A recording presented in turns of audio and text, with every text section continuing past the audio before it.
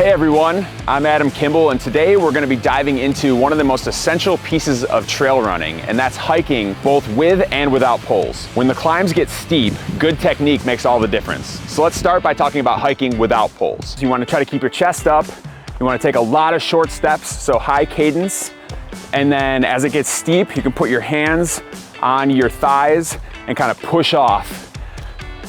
Try to take the pressure off of your legs a little bit. Remember, chest up, short steps. Don't want to be trying to take long strides, just keep it short, pushing off the legs. Poles can be an absolute game changer when you're in a race and you have a longer climb ahead of you. You generally want the pole height to be about kind of like a little bit above your waist, sort of torso. Your arms are kind of relaxed, sort of at like a 90-degree angle. That's usually a good place to be. You don't want to be reaching down for them and you don't want to be holding them up here. Once you have your pole height set, and you have it, like I said, kind of at like those arms at the relaxed sort of 90-degree angle, then you want to get into the hiking part of it. So with the two-pole technique, you're placing the poles out in front of you, pushing off, and then a general rule of thumb, and it can be different, but a general rule of thumb is maybe 3 steps or so in between each push-off. So push, 1, 2, 3, push, 1, 2, 3.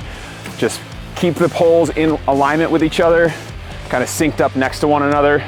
And again, remember, the whole goal here is to take pressure off of your legs. So you want to be pushing off, kind of pushing up and forward. So when you're using the single pole technique, you want to be using opposite leg and opposite arm. So if you have the right arm forward, it's the left leg and vice versa. And then you're just kind of moving along at the pace of your stride, your cadence. And this is typically on terrain that's less steep. Because if it was steeper, you'd probably want to be using the double pole technique. So you're just one step at a time, cruising through just like this. As you're going along with the poles on flats, on descents, you can use them. You just try to keep it kind of generally in line with your stride like this. And then as you get to the climbs, transition into the hike. So here I'll do the two-pole technique, out in front, drive forward, out in front, drive forward, or the single pole technique, where you do 1, 2, 2, 1, 2, just like that. And you can even kind of break it into a jog too, so like this.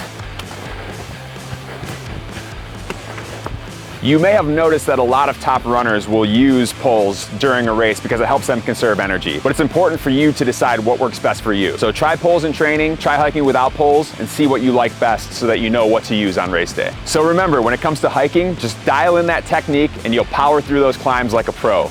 I'll see you out there.